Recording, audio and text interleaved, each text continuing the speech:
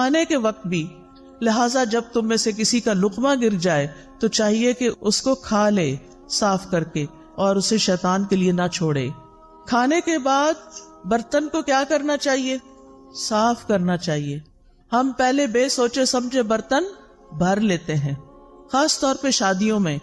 तवज्जो से सुनिए ये बात, बड़ी सख्त तकलीफ होती है जब लोग शादियों पे जाते हैं और प्लेटों के अंदर छोटे छोटे टीले बना लेते हैं खाना डाल डाल के, और फिर 2-4 लुकमे खाते हैं, कोई छोटे बच्चे को साथ खिलाया और बाकी सारी की सारी प्लेट वापस। इसका हिसाब कौन देगा? पहले थोड़ा डाल के चख लें कि आपके हिसाब से नमक पूरा है या नहीं, और अगर पहली दफा में आपको ठीक लगता है तो बस फिर दोबारा उतना डालें जितना आपको भूख है खाना है।